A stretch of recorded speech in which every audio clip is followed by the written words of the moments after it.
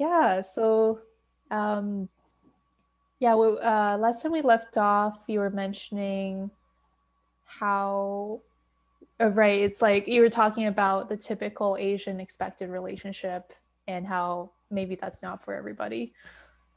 Yeah. Again, the expectation of just being in like a heterosexual relationship with one, typically Asian, Chinese, whatever your culture is. Mm-hmm. Um, but I find, again, that's just because that comes from a lot of fear. Yeah. I think a lot of that is because if you look at a lot of relationships, like ancient relationships back in the day, they weren't necessarily, monogamous, Mm-hmm. heterosexual.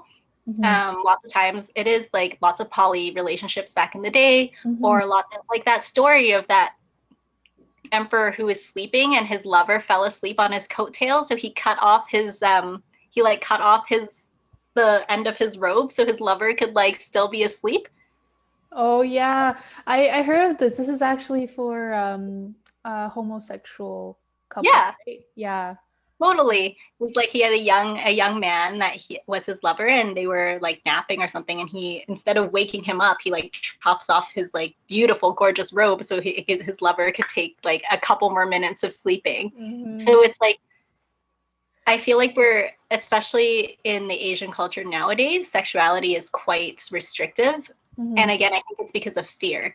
Mm-hmm. If you look at a lot of why a lot of East Asian males aren't seen as like super masculine in Western media, there's Mm-hmm. all these stereotypes of like, of East Asian males being like feminine or less masculine, and it comes from the fear of back in the day when they brought all the railroad workers over. Mm-hmm. It came from the fear of white women meeting and marrying those Asian workers because they didn't bring any women over. All Mm-hmm. the workers that first came over to build the railroads here in the West were all Asian men, typically, right? Mm-hmm. So that's when the laws of like internet or interracial relationships and interracial marriages against that were discriminatory against Asians started, because they were Mm-hmm. afraid that the white women were going to be with Asian Mm-hmm. men. And so a lot of how we view East Asian sexuality actually in the West actually stems from Mm-hmm. discrimination of railroad workers. Mm-hmm. And so I feel like nowadays in this society where it comes down to like we want to be very like we want to have the perfect little family. We want to go to the university. We want to have a good job. We want to, get married and have our kids so that our kids could take care of us. A lot of that I think is just out of fear. Mm-hmm. Still in this day and age, I think that a lot of the Asian communities in North America still face discrimination. They still have to work a lot harder to be seen for certain things. And that's why on average, actually Asians on average make a higher salary than Mm-hmm. every other other ethnic groups, because there's so many Asians that pursue like engineering, software development, Yeah. medicine. Yeah. And yeah, so then there's this like false token minority where like, oh, Asians aren't oppressed or discriminated against because you look at them, they're making average more money than everyone else. But Mm-hmm. I think that's just, everything is just kind of based out of fear of like why we funnel into all these high paying jobs, is that we need to make sure that we're taking care of ourselves and making sure that Mm-hmm. we can provide for our families. Mm-hmm. And same with like being in that very, very like straightforward, you're marrying, as a woman, you're marrying a man with a good job, probably in the same Yeah. culture. Yeah. So I think it's just like a lot of that is fear of what would happen if you deviated from the norm. Mm-hmm. But Yeah. I think that nowadays you can safely explore, and like if you feel like your family is going to be really, really supportive of you no matter what, then I think like having open communications with them is great.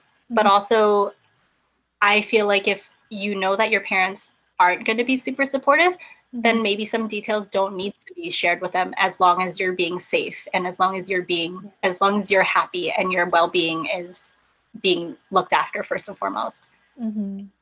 Because if you're super happy and you're in a poly relationship Yeah. and you're still healthy, you're happy, you're going to work, you're getting Mm-hmm. all your needs met, I Mm-hmm. don't think that unless you feel like you're in a safe place, I don't feel like you need to open that up to, like, it doesn't need to be a discussion with your family. Like, if you feel secure enough, you can tell them, but also at the same time, their opinions don't super matter as long as all the other boxes are checked off. Like, you build your base of like what's important to you, and if they don't accept it, then that's unfortunate, because I know a lot of families are not very accepting of like the non-monogamous heterosexual relationships. But if that's what makes you happy and you're happy, and you know that's going to fulfill you and that's going to give you happiness, then I don't think of it as rebelling. I think of it as just living your life without harming others. Like, you're not actually harming your family by not being in a traditional relationship. I mean, like, I guess sometimes, like, for people it could be hard to make a distinction because like their family's happiness depends on whether they're following the traditional norm. Right, so there's like sort of like unclear boundaries or responsibilities there, yeah, I was wondering what your thoughts are on like navigating those kinds of things, like even like filial piety, which we mentioned like with Tracy not too long ago. That that expectation, right, that we pay them back for raising us, right? Like, even now I'm not even really sure how I want to handle that, right? Is the right thing to do to not worry about paying them back right now, or actually should I pay them back because that was what was fair in their context for a long time, right? Does it make me a bad person for not paying them back? I know people say like we don't choose to be born, right? And we're also not really meant to do our parents' every bidding. That would be unfair to us, right?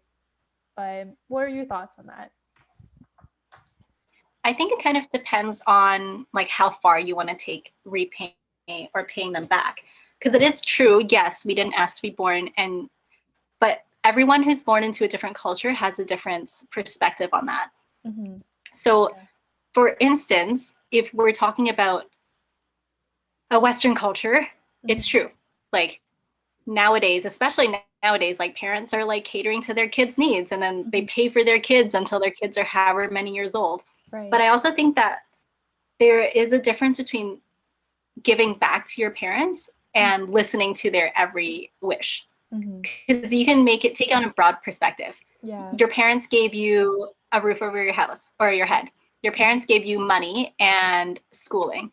But on the other hand, a lot of things nowadays that we're valuing are like emotional growth, emotional safety and security, like more mental health, right? And so paying back your parents by their happiness hinging on your success, I don't believe that's on you.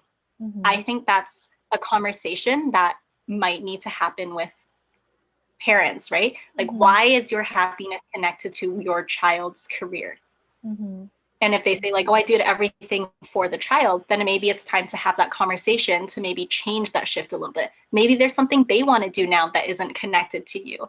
And maybe like, what's more important to your parents? Is your happiness and your well-being more important to your parents, or is reputation more important to your parents? And if reputation is more important to your parents, are you willing to give up your mental health and your happiness for them to be happy off a superficial thing like your career? So it's like, I don't think that we should be abandoning our parents. Like, if they need something, I'm going to give them, like, I'm going to take care of them. I'm going to give them money. I'm going to give them support in the way that they need it, but also at a way that doesn't sacrifice my well-being. Because I think we live in a society of abundance, and I feel like there needs to be a culture shift, especially here when we're living in Canada. We're not living like, we're in this weird world. We were just talking before about how we're in this weird world of where we have international students coming and doing whatever they their parents' money, and we also have Chinese born Canadians who are born in Canada but are more, tied to that, like, oh, I need to do this for my parents, I need to do this for my parents. Yeah. So in this weird world of like different people doing different things. totally. So it's like Yeah. you can have this expectation from your family, but also if it's harming you and if you're feeling like you're not free in that, maybe it's time to talk and be really honest. And I know this is like way easier to say than it is to do, to have an honest conversation with your parents. Like I haven't even had a super honest conversation. For instance, my parents, I think they know I don't go to church, but I haven't full out and said to them, I'm not religious. I haven't like said that to them to be like, I'm not following your religion or whatever, because I feel like that would do them more harm. My mom sends me all these devotionals and says she prays for me every day and does all this. And I think that's what keeps her, that's her passion. Her religion is what drives her. So I don't lie to her, but I say things like, okay, thank you for your prayers. Or like, I'll be like, if she tells me they're going through a hard time, I'll be like, oh, praying for you. And for me, that's like sending them good thoughts. And like, but I'm not, is that lying? Yes. But is it, for me, I feel like that's a more harmless lie than me being like, Mom, thank you for praying for me, but I don't believe what you believe. So in your eyes, I'm going to hell. Because that would just crush her. She would be like, no, there's no hope for her. So I think the same goes for expectations for relationships and for careers. I think giving back to your parents means that you're sacrificing everything, then maybe that's not the healthiest way to give back to your parents. And that's not the healthiest way to perpetuate this generational, not trauma, but this generational expectation almost. Yeah. Because like, if you're unhappy, if you're unfulfilled because you're constantly doing things so that your elders can fulfill their unfulfilled wish through you, you're going to pass on the same thing to your kids. Right. Yeah. You're not, like it should end somewhere. This level of like guilt, this level of unhappiness and guilt needs to end somewhere. And if we're not the generation that says like, you know what, we can still do these things like taking care of our elders and respecting our elders at the same time as fulfilling our lives, then we're going to take these unfulfilled things from our lives and put those expectations onto the younger generation. Yeah. Totally. Yeah. And if you look at things like social changes now, like girls now can do whatever they want, but women back in the day couldn't. So it's there was at some point a change between, oh, women are just housewives and you stay at the home, you raise your kids, you do your husband's bidding, and that's it. And your husband can go to work and have a mistress and do all these other things, but it's okay because he's, there was a time when that was the norm too. Right. And then nowadays it's different because at some point people were like, we need to make this healthier for everyone involved. So I think there is a responsibility to your elder generations because they did raise you. But at some point we need to look at the system and see whether or not that's healthy for everyone.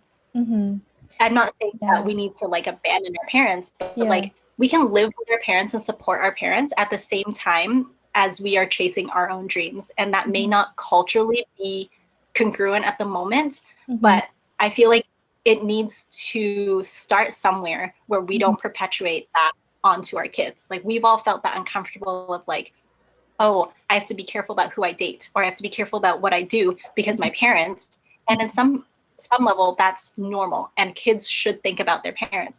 But if that encroaches to our own, like if as an adult you're uncomfortable expressing like your sexuality or expressing your needs because you're being forced into something that it's not true to you, then we need to be comfortable enough as a culture to express those things so that we can turn it around and not put those pressures and not put those obstacles for the next generation. Yeah, no, that's honestly that's such a valid point, right? Like, and while you were speaking, I kind of realized, like, our families or the older generation, they're not necessarily like, they're not kids, right? Like they're gonna, I think it's super human to keep wanting things we don't have. And, as a, child of an Asian parent myself, I've fallen into that trap before, right? And what does the parent do in that situation? Kind of like, puts their foot down and says, okay, no, that's enough, right? So sometimes I think we might need to do that with our parents, or, the older people in our families, because it may not be reasonable or realistic anymore. And it may be harmful. So, and sometimes, like, we have family members who uh, lived lives of self-sacrifice, and it's like, oh, if I'm sacrificing my own wants and needs, why don't you, right? But that's the old way. It's how, like you said, that's not necessarily the most healthy means to keep going. Um and and actually, uh when we're living in all these shoulds and expectations, and we pick careers that we don't love, and we do things we don't love just to make our families happy, then that could impair our well-being and potential to the point where we're not even like running forward anymore, we're not moving forward anymore. Yeah. And some people actually, like, they end their lives because of that, Totally. because it's just, it feels so constraining. So, but also, yeah, what you said, about not telling your mom that you're not going to church, it kind of reminds me that, hey, sometimes we do need to pick our battles, because there is like a personality type called like chronic codependent, and actually I'm one of them. But it's basically when someone's like entire self-worth depends on other people doing certain things, and it's not really healthy, right? But it's not like it's the easiest thing for this person to like control how much they spiral when you tell them the truth. So it's like, Right. okay, right, like, so it's like, yeah, looking out for the well-being of everyone involved. It's like, do they need to know? I mean, it's like, okay, what is my reason for wanting them to know, and is that reason, Mhm. going to outweigh the costs? Yeah, right. Like, I think for the longest time I was looking for validation from my family, and realized that I wasn't gonna get it. um yeah, and as much as I wish that they might be like other families, like white families, who are like super supportive no matter what I do, right? Like, at some point, just realizing, oh, maybe they're not going to change, and maybe there's a reason they're not changing, and maybe they're okay, right? Maybe I need, maybe I need validation from here, and from people who are actually going to support me to go after what I want. So, yeah. And yeah, you could be the change going forward. Like Yeah. if you don't stop the cycle of like the expectations and all this stuff, that's gonna pass along. That's never gonna stop. We're just gonna be in this cycle of like, well, I did it for my parents and my parents did it for their parents. But Yeah. even on that vein, like my mom was a rebel Uh-huh. for being Mm. so religious. Like Mm. she came from a very Buddhist family. So her Right. rebellion was her finding her religion. And like a Yeah. lot of our parents' rebellions was moving overseas, Yeah. you know? Sometimes you forget that, right?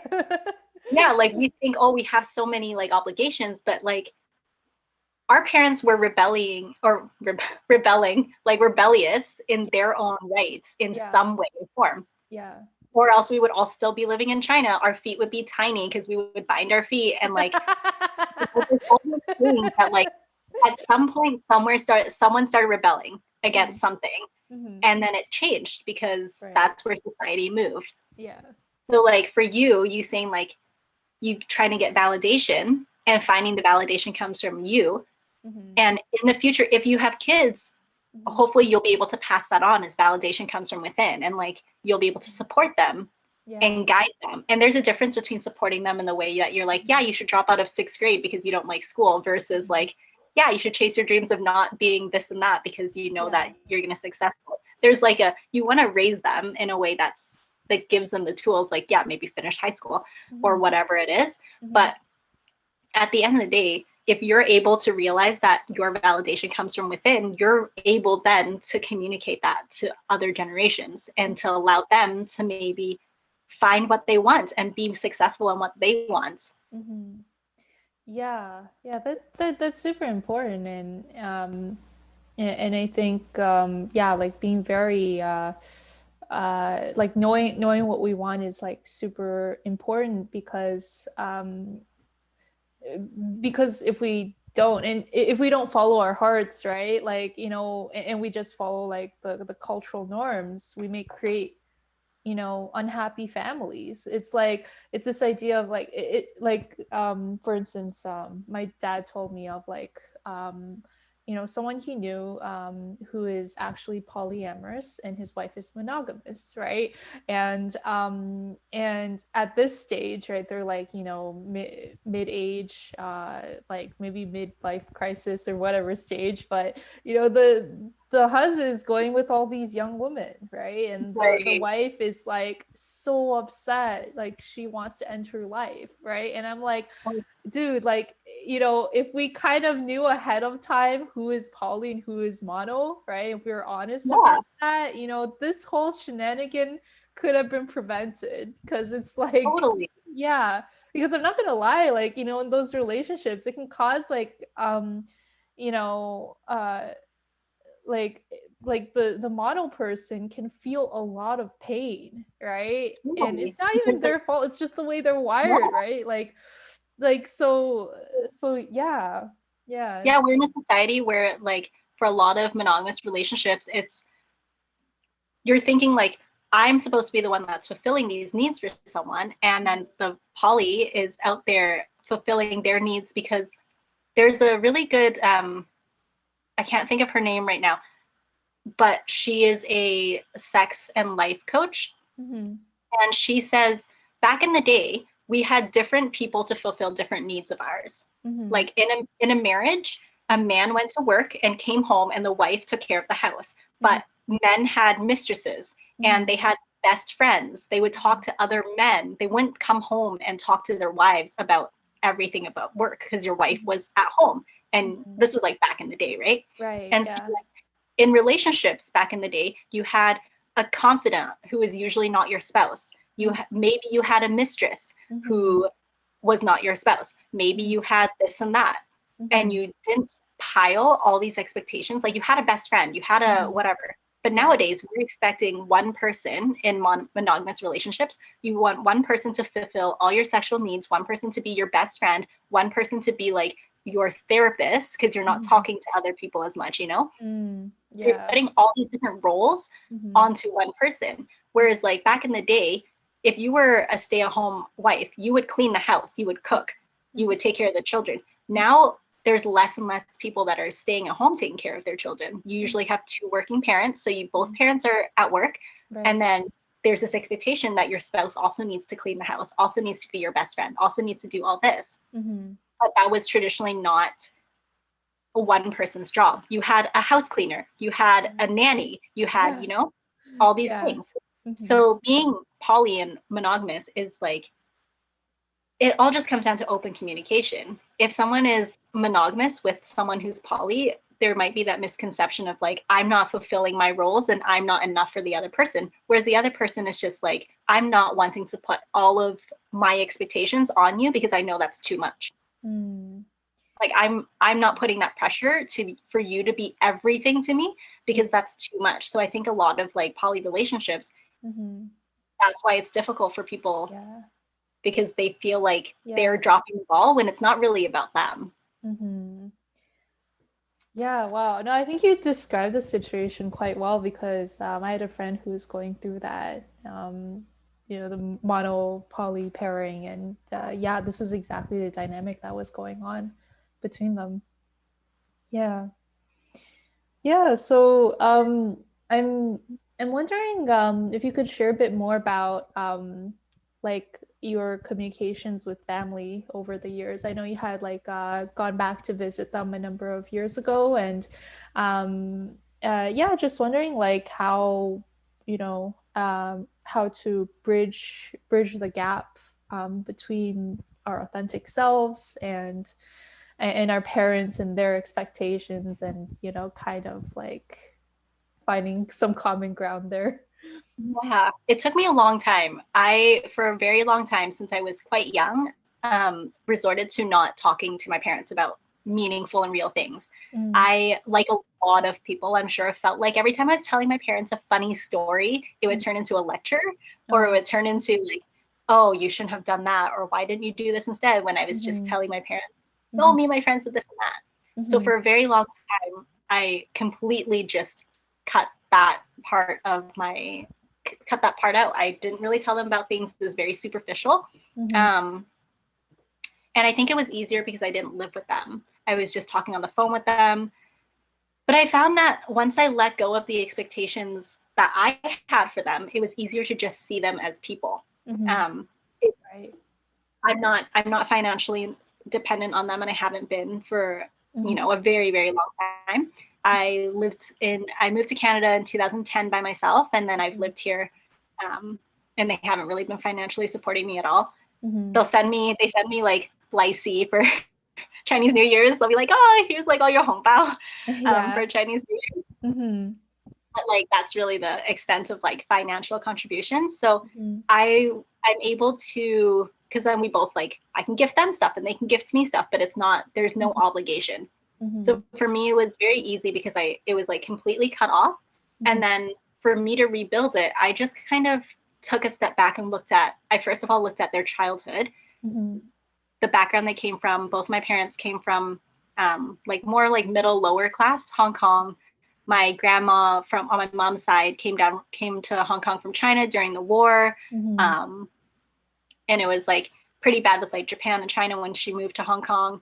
And so looking at their background, I can fully understand, not fully, but I could start to begin to understand why they have the expectations they have for me.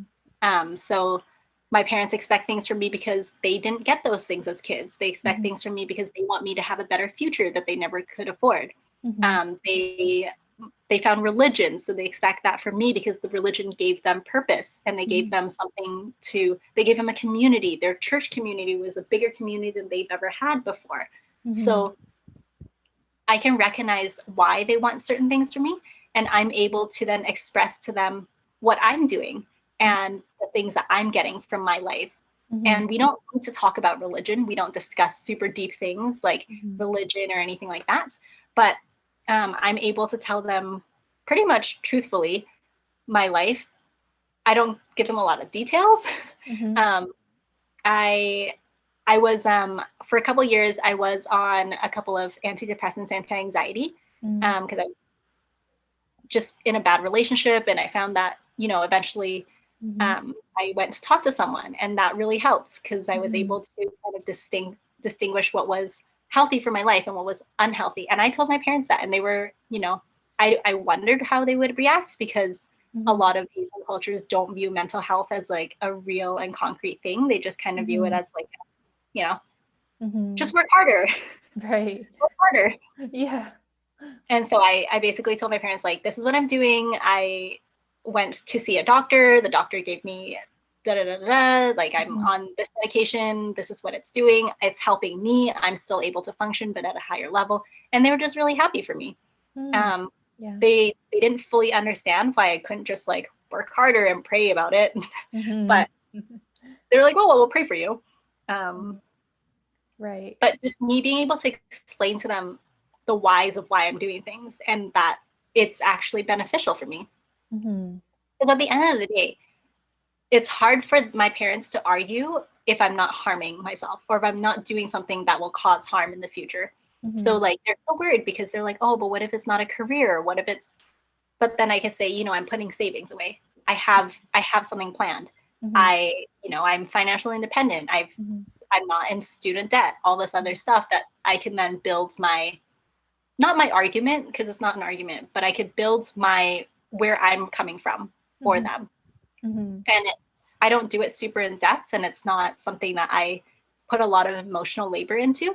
But now I feel like we've gotten to the point where I could just tell my mom about my day, and I text her on WhatsApp. And if I text her something and she texts me back something ridiculous or religious, I just kind of skip over it. Yeah. I'm like, we're not having this conversation because it's not gonna be helpful for either of us. So for instance, like I told my parents when my last relationship failed, and they were just like, oh, is everything okay? Are you gonna be okay? And I'm like, I'm fine, this is what's happening. Like I'm the one who's paying for my apartment, so like I'm not losing out financially. If anything, I'm making more money because I don't have to support a second human. And so with different things, it's just they've accepted that I'm gonna come to them with stuff and they don't need to help me. Like I'll tell them like, oh, I'm doing this, and they're like, oh, do you need anything? I'm like, no, I'm good. So then I think having that independence from them and them knowing that they don't need to constantly be worried or be responsible for me, it really helps. They are constantly obviously worried for me, as all parents are, and they would help in a heartbeat, I'm sure. But me being able to tell them things and be completely independent from what I need from them is very, very good to jump off from. Like if I decided that I'm going to, for instance, let's say I want to be in a poly relationship and I tell them that, they're going to be disappointed. Because they're very religious and very traditional. So they're going to be disappointed. They're going to be sad. They're probably going to cry. But at the end of the day, it doesn't affect them in any way but emotional. And then they say, oh, like I asked them, why does that make you unhappy? And they say like, oh, these are not the expectations. And then I ask them, but I'm happy and healthy and I still can like go on with my life. So like, it sucks that you can't be happy for me, but I'm happy and healthy. And when you're able to come to that and when you're able to like meet me at that, then I'm here. And you can set boundaries too. You could be like, I don't want to hear negative things about this. I'm telling you this information because I want you to be a part of my life. But if you're not able to accept it and you're not happy for me, then we don't need to talk about it. Because this is what I've decided and it's not harming me in any way. And you may think it's harming me, but right now I know that this is what's good for me. And if you want to be a part of my life and if you want to be a part of this part of my life, then we can talk about it. But if you don't want to be a part of this part of my life, then we don't have to talk about it. Right. Oh, that makes sense. Yeah, it clears a lot of things up to like just have like that language. It's like, not even really confrontational. It's like there's like different options they can choose. Totally. Right? And it also lets them think about it because I think they're so traditional because they were taught that way. Like their parents treated them that way. And so that was the parenting style that they took on. Yeah. They were, in order to be successful, I need to be able to raise my kids so that my kids can fill those roles and then I'll be successful. But if you truly ask them like, why? Explain it to me. And if you can actually, it's really hard to ask why because my parents were like, because I said so. That's the way it is. Right. So if you truly like ask them, for instance, relationship wise, if you truly ask them, then you might be able to discuss with them. Just give me a sec. Yeah.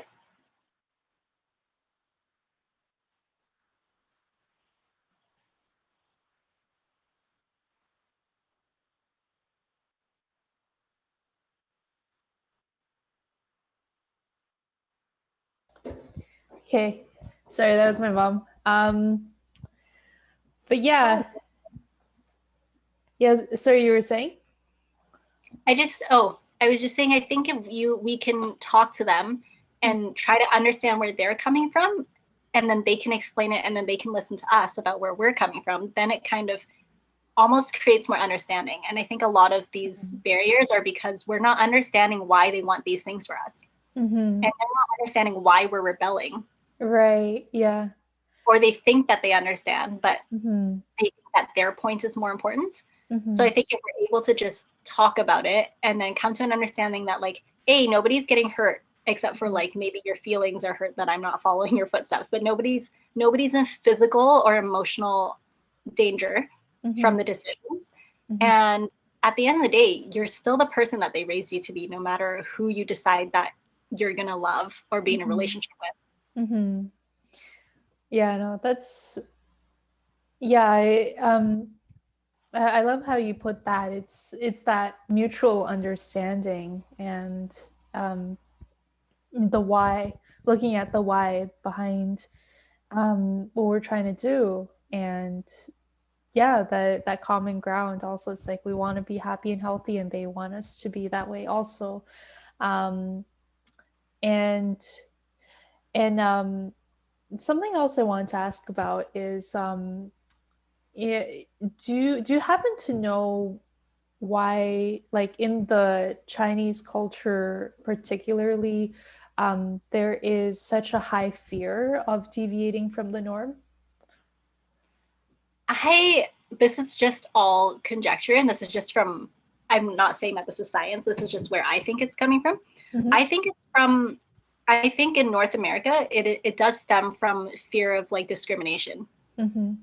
Because Chinese immigrants have worked really hard to get to where we can be respected. We could be doctors, we could be engineers, we could be all these things. Because if you look at other minorities Mm-hmm. in Canada, like Indigenous minorities, Indigenous Black, even like Southeast Asian, they're not treated very well. Mm-hmm. Like it's very obvious that they're looked down upon. Mm-hmm. And I think a lot of times, especially with Asian immigrants, the immigrants that came before us worked really hard to get to a point where we're not seen as like, oh, they're, well, Chinese people at least, they're, you're not like, oh, that person probably just like works in a nail salon, or that person probably does all these harmful stereotypes that the Chinese community has like pushed so hard against by making sure that we all go to university, making sure that we become like have good careers and we can afford to have good careers. Mm-hmm. And it all comes from like with people coming over working in working on the railroads back in the day. Mm-hmm. That was kind of when Asians were like being beaten down because they were so scared that their women would marry Asian men. And then during World War II, actually there was actually like all these Japanese internment camps, and like anybody that looked Asian were discriminated against. And it was only like in the 50s or the 60s that you were even allowed legally in the States to marry a white person. Like it wasn't very long ago that it was illegal for white people to marry Asian people. And so I think a lot of we're trying to stay this way is because we're trying to keep our community safe. We're trying to keep our community wealthy enough that we can afford to live in nice neighborhoods, because a lot of Chinatowns and a lot of cities are really run down now. Like it used to be booming, but nowadays it's all, it's like sometimes it's not the safest part of town. I know in different cities, like in Edmonton, Chinatown isn't the safest part of town, but it used to have like a bigger, more vibrant community. So I think a lot of times, a lot of these concerns are based on self-preservation and what we can do as a community to make sure that people don't look down on us, that we still get good jobs, and that we still, So I think that's why the older generations are quite concerned about it. And then obviously the older generations back in Asia, it's just, that's how things are. So I think that like it is deviated, but a lot of it does come from poverty and comes from working hard to raise yourself out of poverty after the war. Yeah, post-war poverty, and I guess people having to like stick together and operate a certain way, keeping things simple. Yeah, very survival based mindset. Totally. Yeah, it's actually the first time I'm hearing of like this question answered through looking at just how much Asians are stereotyped in North America. Yeah, but it makes a lot of sense. It does make a lot of sense. It's like, yeah, it's like, oh, we don't want to like stick out. We don't want to be looked down upon, right? And all of these are like very internalized too. They're not very, like, if you think about it, you're not like, oh, I'm Chinese, so then people aren't going to think of me as like educated, because people aren't going to think of East Asians because there's this like, oh, you're probably a doctor or an engineer, or you're going into this because there's so much pressure, right? Yeah. Now it's like the weird thing to do is not to have a career or not to do this. So I Uh-huh. think it is just it is just like self-preservation Yeah. and security, but it's also, we do have, Asian cultures are more family centric. Mm-hmm. Yeah. And so I think part of that is like a mix of like family being centered around family and traditions, and then being Mm-hmm. in a new and strange country or customs that like Mm-hmm. you have to preserve together to be Oh able to yeah. keep. No, that's yeah, I never thought of it that way before, but yeah, I can see that. And I can also see like maybe like in the traditional Chinese family, it's possible that a lot of people are happy with that lifestyle Totally, as is, right? And it's kind of hard to comprehend how someone might not be for those totally. particular people. Yeah, Yeah. and again, like we said, happiness comes from within. And Hmm. if your happiness comes from like, if you're content and you're super happy with like the family that you're with, and Hmm. everything that's happening, and that's what nourishes your soul, there's nothing wrong with that. Yeah. And you don't need to like rebel, you don't need to change things, but just Hmm. being open-minded that what makes us happy isn't what makes other people happy, I think is Hmm. very important. Yeah. Yeah, that's very true. It's like we're all like individuals. It's almost like, in our DNA, we have like, Mhm. in our DNA or just in our spirits, we lean towards being certain ways or wanting certain things. And yeah, we're all like a beautiful collection of many like, characters and values inside of us. So yeah. Yeah, And no. people can rebel and still have that traditional family. Like, I know Yeah. lots of people go through like a rebellious stage, but then when they Mm. grow older, they just return to that traditional sense because that's what's comfortable and that's what's nourishing for them at the end of the day. Mm-hmm. Right. Yeah, so they get older, they come back home, they find peace Totally. there. Yeah. Yeah, nothing wrong with that. Like maybe everyone rebels to no, I think it would be hard to go through life without rebelling at all, you know? Totally. Yeah. But lots of people come from really, really great families, and like understanding why your parents pressure you or put certain like expectations on you is very important. So Mhm. when you grow up and if you've rebelled, you understand your parents only want that for you because they want you to be happy and healthy Yeah. and you to be able to afford to live a lifestyle that's comfortable. Mm-hmm. At the end of the day, Yeah. that's why there's like this stereotype of Asian parents being like, be a doctor or be an engineer or go into like banking. Like those careers traditionally are safe and can provide you with an income that you could be comfortable and provide for your family. Mm-hmm. Yeah. Yeah, yeah, just knowing that comes from love makes a lot Totally, of difference. Just like it changes the whole energy around it. totally. And Yeah. especially how it's definitely more difficult for Asian cultures to express love, to recognize Yeah. that gestures mean love, even though we don't say those words as often as like maybe a white family does. Yeah. But like True. realizing that like them making sure that you're, wearing the extra jacket when you go out when it's cold, or Hmm. you're finishing your homework so you don't get kicked out of school is like all out of love. They just want the best for you. And that's why I think open communications is good, because at the end of the day, your parents and our elders don't want bad things for us. Hmm. Yeah. Yeah, and also what just popped to mind is like their values and the metrics they use to measure the success for their lives it could be very different from ours. It's like there's Totally. this, there's not only like a cultural difference, but like a generational difference, and so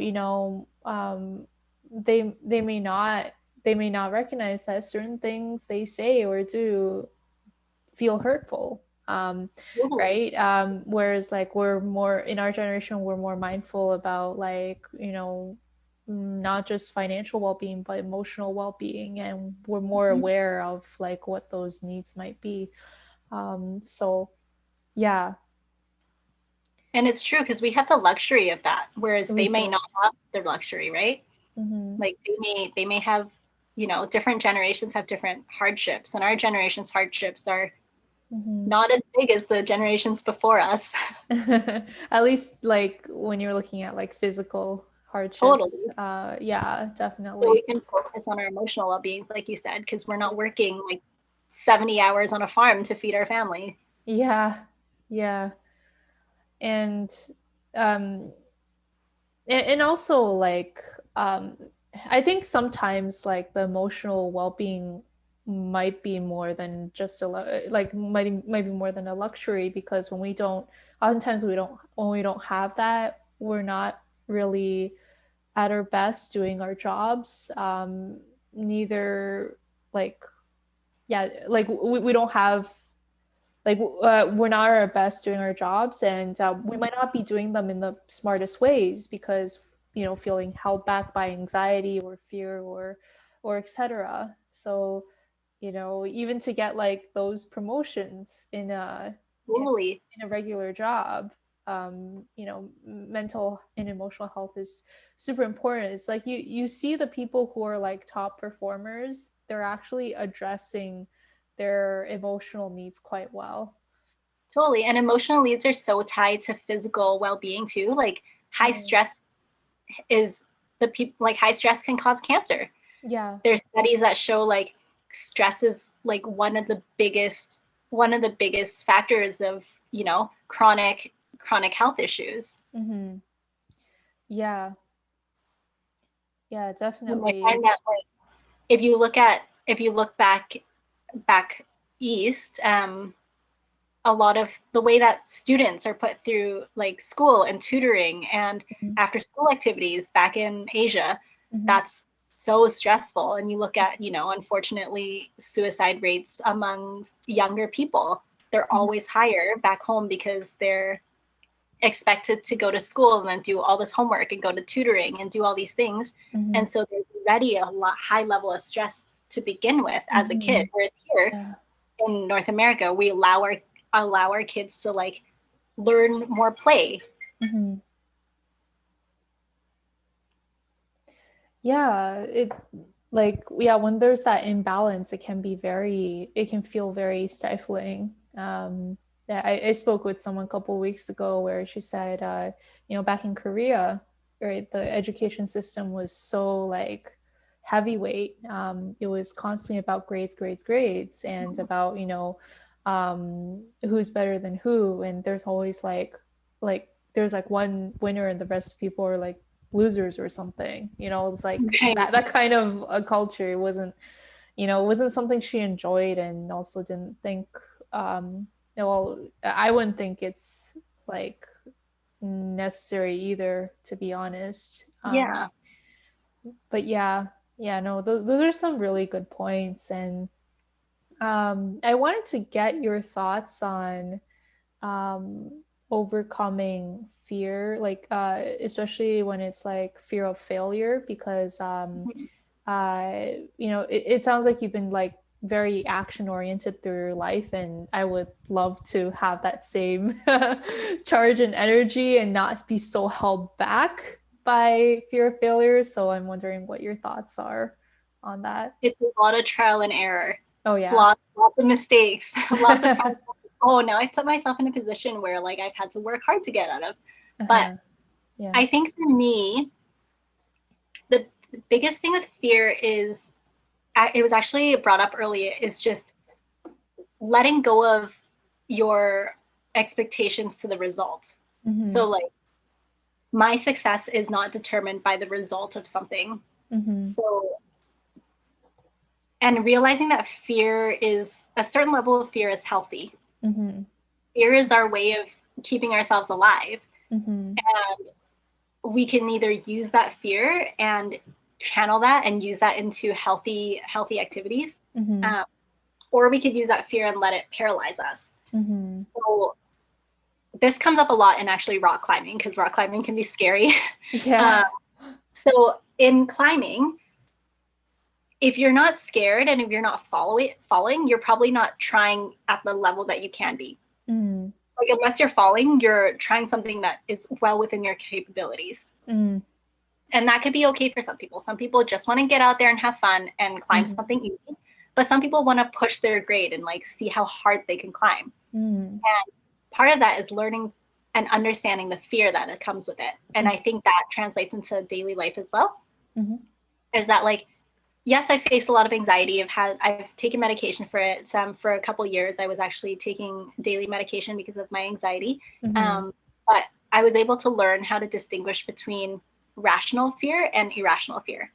So sometimes I would get really scared about something and I'll be like, there's no way I can do it. I'll back off a bit because I'm scared. But then once I've taken a step back, I can look at it and ask myself why I'm scared. For instance, I really want to do a career change and I'm really scared to do it. I ask myself, why do I want to do it in the first place? Am I happy where I am? Is this because in my new job, will I be happier? Will I have better pay? Is it all these different things? Because there has to be a reason why I'm not satisfied with where I am right now. There's a reason why I want to move. If I was happy, like now I love my job. I'm not job searching at the moment. I think my job is great. It's exactly what I need right now. But if it ever changes, that doesn't mean that that I'm not happy. It just means that my needs have shifted. So fear always comes with unknown. And for me, when I'm afraid of something, I ask myself, is that fear just because it's new, or is there something genuinely bigger? And then I kind of I do this thing where I list out all like the possibilities of like the bad things. So let's say for instance, it's moving to a new job. So I see a job opening for like my dream job and then I apply for it, but I'm scared because what if I apply for it and I don't get it? Well, what that could happen is that I'm still at my job. Or what if I apply for it, but they ask my job and then I get fired from my current job? Well, is that worth it then? Do I want that job enough that I can gamble what I have?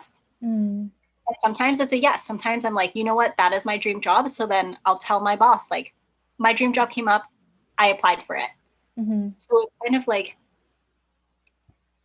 it's not letting fear guide you, but also recognizing if that fear is super rational or not. If I was in a position where if I lost my job, I couldn't get another job, and I would be homeless or I couldn't eat, then there's not a chance that I would risk it, right? But in my situation, and it's always been like this, in my situation, if I lost my current job, I know for a fact I can get another job pretty much right away because I'm not super picky. And I can get a job until a better job comes along. So I've always been able to make a transition to my next job because I'm not scared that my current job will fire me. I'm just excited at the prospect. Right. Let's say I was working a job where I was making like $100,000 and I want to go work at another job. And I knew that if I didn't get that job, I would lose my current job and then I would be jobless and I would never get a job again. I wouldn't apply because I would look at it and be like, oh, you know what? My fear is rational. Right. But if I'm working at a job that I make like $40,000 and I am applying for another job and I know that if I lost this job, I could get another job that pays me just as much, then I wouldn't worry about it. I would just go for it and use that fear as like inspiration almost. But with climbing, you're always looking. So in climbing, they say like when you're scared, ask yourself really quickly where the fear is coming from. The fear is coming from our ego telling us to like self-preserve.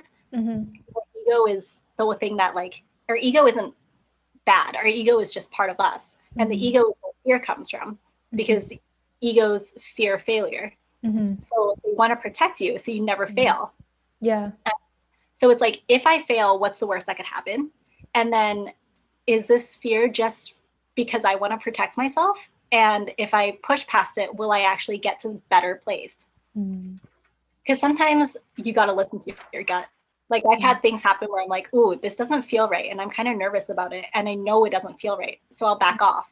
Other times I'm like, I'm scared, but I know if I push through, the result will be worth it.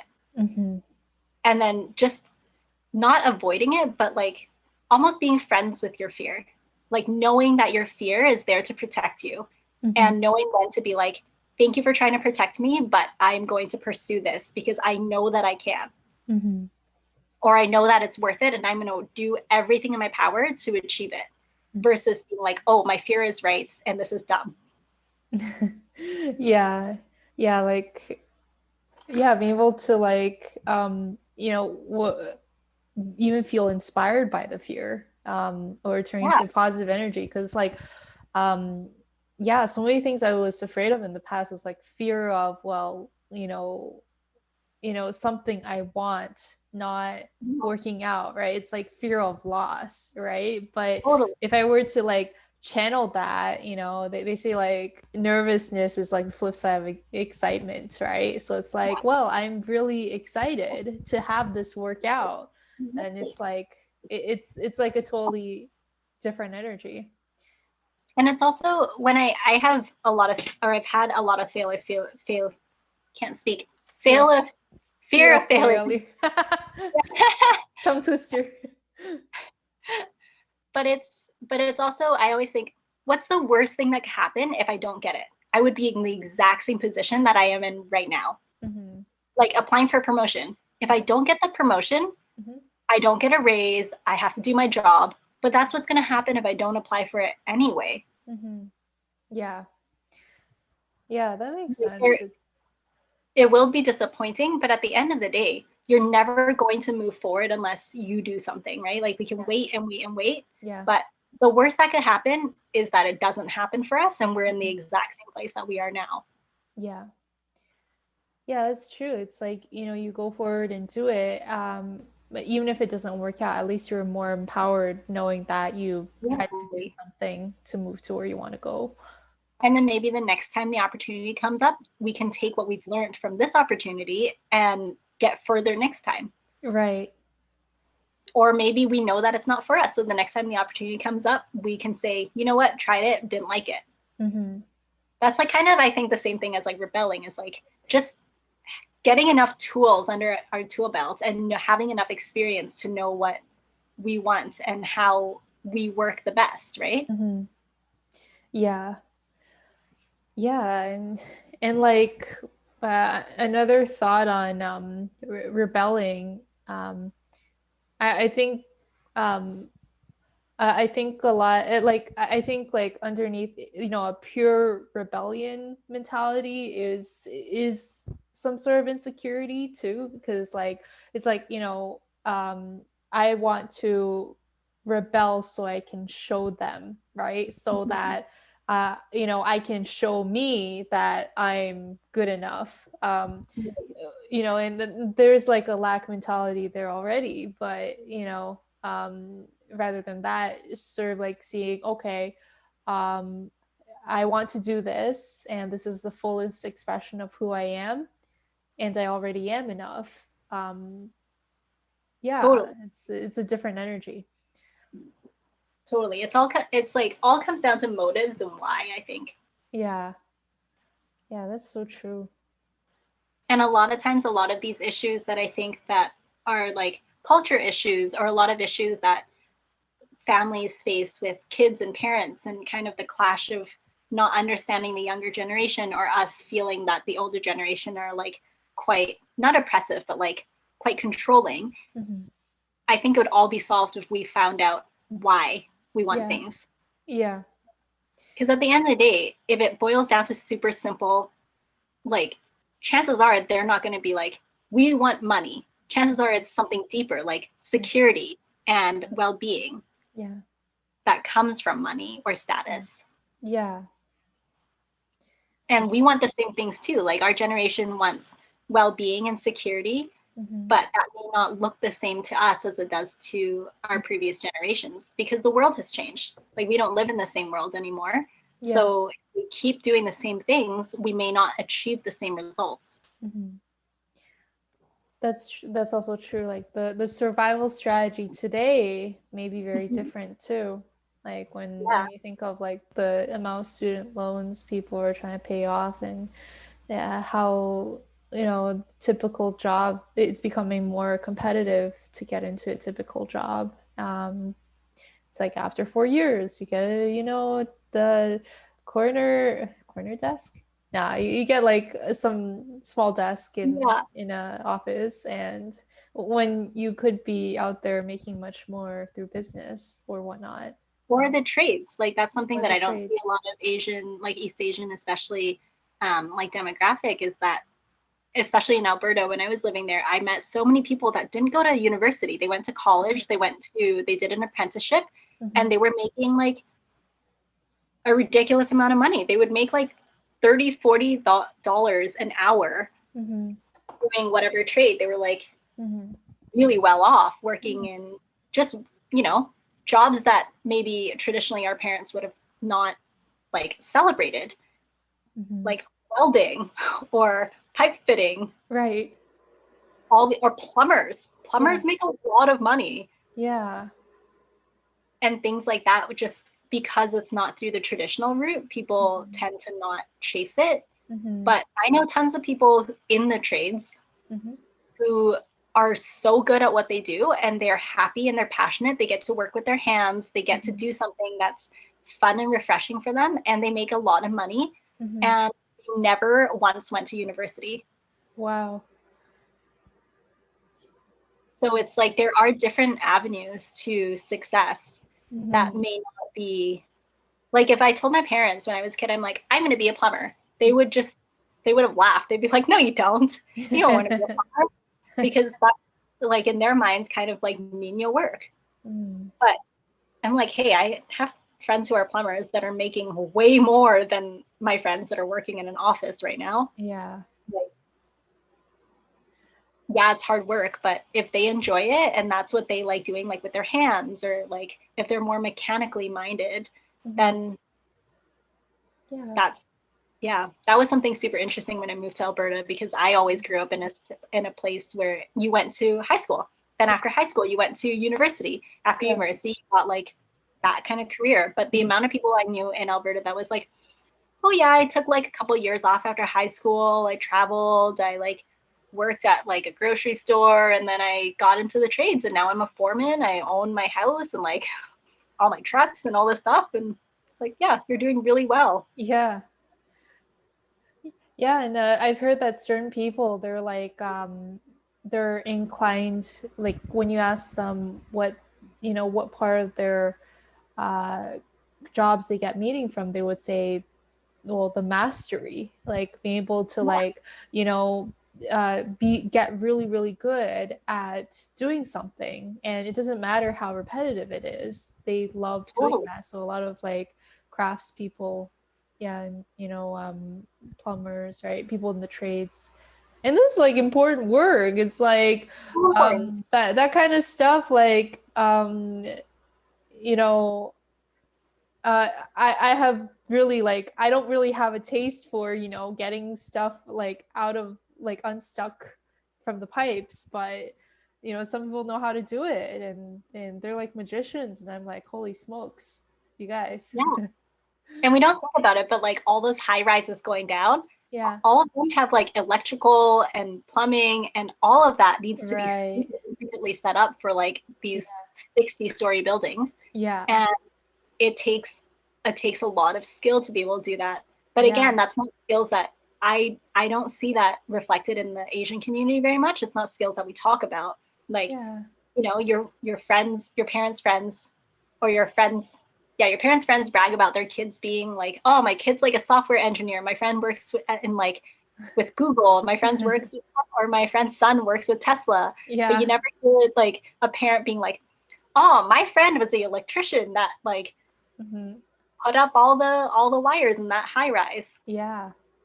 Yeah, I actually wonder if, like, just give it a couple more generations, like that very limited list called Dr. Lure Engineer, it may just as well expand into like many, many, many, many different Yeah, careers, because it's like, well, yeah, there are way more ways to make money than those three ways. And those three ways are actually quite high stress if you think about it. totally. Tons of schooling, tons of hours, you got to have the right personality for that, I think, or the right amount of passion or interest to like weather through all the And like I said, hours. with them like burn out, and it's like Yeah. it's a lot. I have Yeah. so many for people that can do that every single day. And like, Yeah. I know people that are going through their residency right now, and the Yeah. amount of work, and they travel all over because they're being like relocated every couple months to Yeah. different residency programs, and Mm-hmm. they love it. But that's not something that I would find joy out of. Mm-hmm. Yeah, like I think the hours would kind of kill it for me. Totally. Yeah.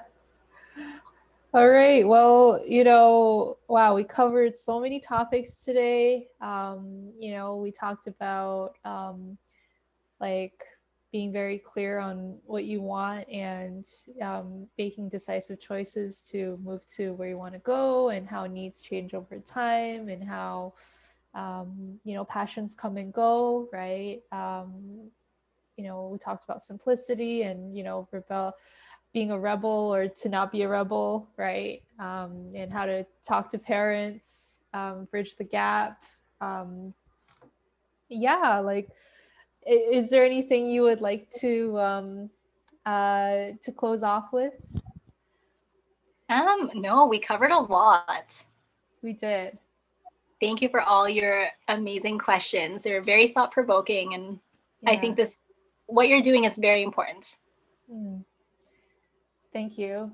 And wow, I'm just like blown away by like everything you shared today, and it is really inspiring. Like, yeah, my cup is full today. Like, this is great. There's like a lot of hope to see that someone someone realized, like, basically you realized that all of this stuff that looks dark and heavy to other people is actually not so dark and heavy as it looks. And seeing past all that and realizing, oh, okay, this is what it is and this is where it comes from. And actually there's so much like more to explore and so much farther that you can go.